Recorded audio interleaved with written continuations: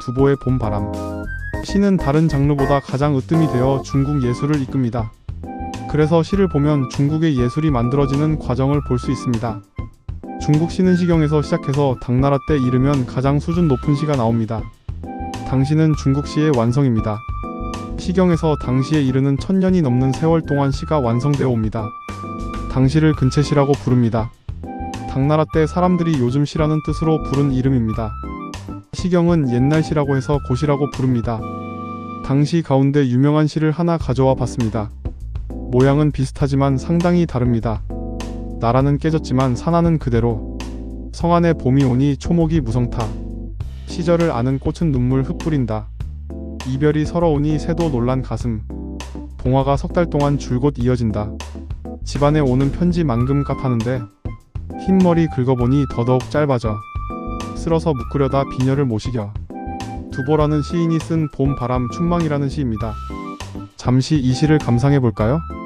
나라는 부서졌는데 산과 강은 그대로입니다. 성안에 봄이 와서 초록은 무성한데 꽃은 시절을 아는지 눈물을 흘립니다. 이별이 서러우니 새도 놀랍니다.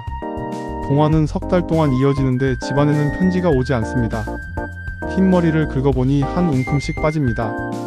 비녀를 머리에 꽂는데 머리가 힘이 없어서 비녀를 받쳐주지 못합니다. 매우 슬픕니다. 전쟁이 나서 아들인지 남편인지 전장에 나갑니다. 살았는지 죽었는지 편지라도 보내오면 좋겠는데 세월만 흐르고 전쟁은 끝날 기미가 안 보이고 편지는 오지 않고 봉화만 올라옵니다. 나는 자꾸 늙어가고 머리에 힘이 없어서 비녀를 못 견딜 정도가 됩니다. 당시의 형식. 근체시가 바로 이런 모양입니다. 시의 한 줄을 구라고 합니다. 근체시는 기본적으로 8구입니다. 구와 구를 묶어서 연이라고 합니다. 8구의 시는 4연입니다. 수련, 함련, 경련, 미련이라는 이름이 있습니다. 수, 함, 경, 미는 각각 머리, 턱, 목, 꼬리를 뜻합니다. 이런 시를 율시라고 합니다. 어떤 시는 4구로 이루어지기도 합니다. 8구를 절반으로 잘랐다고 해서 절구라고 합니다. 율시이든 절구이든 한 구가 5글자로 이루어진 예도 있고 7글자로 이루어진 예도 있습니다. 5글자이고 8구면 5원 율시, 7글자이고 8구면 7원 율시 5글자이고 4구면 5원 절구, 7글자이고 4구면 7원 절구라고 합니다. 미에오 나오아키라는 일본 학자가 일찍이 중국 문학서설이라는 책에서 근체시의 양식을 잘 설명했습니다. 이 책의 내용을 제 방식대로 정리해 보겠습니다. 근체시의 양식은 5원 율시, 7원 율시, 5원 절구, 7원 절구 이렇게 4가지입니다. 근체시는 갖춰야 할 형식의 규칙이 많습니다. 적어도 4가지 규칙은 꼭 갖춰야 합니다. 첫 번째는 글자 수입니다. 한 구의 글자 수와 구의 수가 정해져 있기 때문입니다.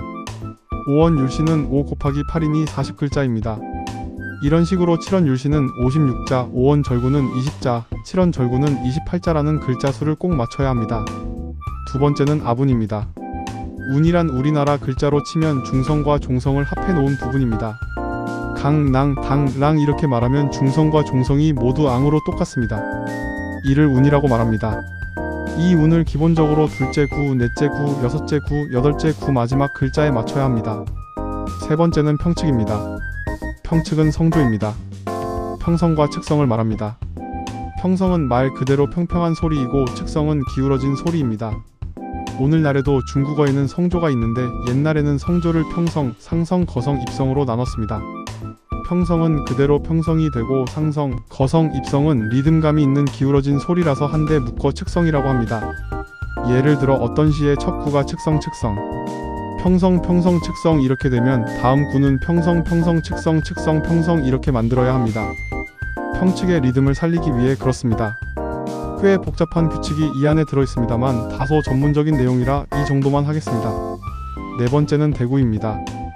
구와 구를 서로 반대되게 구성하는 방법입니다. 우리가 요즘 말대꾸 한다고 하는데 이때 대꾸라는 말이 바로 여기서 나왔습니다. 대구는 평측, 글자, 내용 등이 모두 해당합니다. 앞서 본시 봄바람을 보면 이렇습니다. 나라는 망했는데 산하는 그대로라는 첫 구는 한 구 안에서 이미 내용의 대구를 이룹니다. 성안에 봄이 오니 초목은 무성타 이 구는 다시 위 구의 내용과 대구를 이룹니다. 이런 식으로 앞뒤를 상반되게 하면서 시를 이어나갑니다. 잘 살펴보면 봄바람이라는 시는 구마다 이어지는 대구로 만들어집니다. 다섯 번째는 반드시 지켜야 할 규칙은 아니지만 정고라는 관습이 있습니다. 옛날 이야기에서 핵심이 되는 낱말 한두 개를 가져다가 시 안에 집어넣습니다. 옛날 이야기를 모르면 아무리 해도 시를 풀이할 수가 없습니다. 이를 정고라 합니다. 예술의 뽐내기. 이것이 중국 시의 완성된 형태입니다. 당나라 시의 완성된 형태입니다. 예술이 완성된 형태입니다. 어마어마한 미학적 추구입니다. 놀랄 정도입니다. 예술이 뽐낼 수 있는 방법을 모두 동원합니다. 글자를 가지고 뽐낼 수 있는 모든 재주를 가져옵니다. 그러니 근채시는 아무나 지을 수가 없습니다. 공부를 많이 한 사람만 지을 수 있습니다. 그러니 예술은 점점 보통 사람과는 괴리됩니다. 그러면서 순수한 아름다움을 추구하기 시작합니다. 미학의 끝을 추구합니다. 그래서 당나라 후기에는 이하처럼 미학을 끝까지 추구하는 시인이 나옵니다.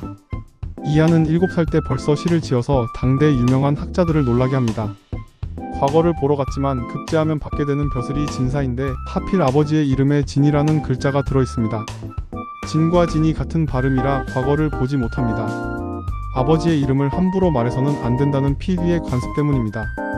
낙담한 그는 당나귀를 타고 이곳저곳을 기웃거리면서 세월을 보냅니다. 당나귀 위에 앉아 떠오른 시구를 써서 낡은 비단 주머니에 넣어두었다가 저녁에 이를 모아 시를 마무리했다고 합니다. 그래서 그를 비단 주머니 시인이라고 부릅니다. 그러나 그는 허약한 체질 탓에 26의 나이에 요절합니다. 그는 신선과 귀신의 이야기를 시로 많이 써서 판타지 시인으로 여겨지기도 합니다. 이상은이라는 시인도 그렇습니다. 그도 당나라 말기의 시인입니다. 그의 시는 상징과 화려한 표현을 많이 씁니다. 남녀의 사랑을 다루는 시를 자주 썼는데 관능미가 넘치는 시도 있습니다. 그는 특히 평소에는 잘 쓰지 않는 정고를 시어로 가져옵니다. 이하도 그렇고 이상은도 그렇고 모두 탐미주의로 흐릅니다. 완벽하게 아름다운 시를 짓고 싶어합니다. 미학의 완성 그 이후 그렇게 완벽하게 아름다운 시를 짓고 나니 그 다음부터 시는 긴장을 풀어버립니다. 미학의 완성이란 극도의 긴장 상태로 예술을 유지하는 겁니다. 극도의 긴장 상태는 오래갈 수 없습니다. 그래서 당나라가 지나고 송나라 때 이르면 시가 풀어져서 해벌레하게 됩니다. 당나라 다음에 나온 송나라의 시는 맛이 없다고 말합니다. 8구를 도저히 맞추기 어려우니 10구, 12구, 29 등으로 늘어납니다. 이를 배율이라고 합니다. 심할 때는 한 구에 들어가는 글자 수도 풀어버립니다. 한 구의 글자 수가 들쭉날쭉해집니다. 이렇게 자유롭게 된 양식을 사라고 부릅니다. 극사실주의에 이른 그림이 추상화로 변화하는 과정과 같습니다. 미학의 완성도를 추구한 예술은 거기서 벗어나기 위해서 새로운 예술적 장르와 형태를 추구하는 역사가 반복됩니다. 예술이란 인간의 생존을 위한 도구에서 시작해서 고도의 심미적 완성도를 추구하는 방향으로 변화했습니다. 그러다가 요새는 예술이 다시 일상으로 돌아갑니다. 대중과 결합해서 대중미술, 일상과 결합해서 일상예술, 사람들이 참여하는 참여예술이라는 형식을 만들어 내고 있습니다.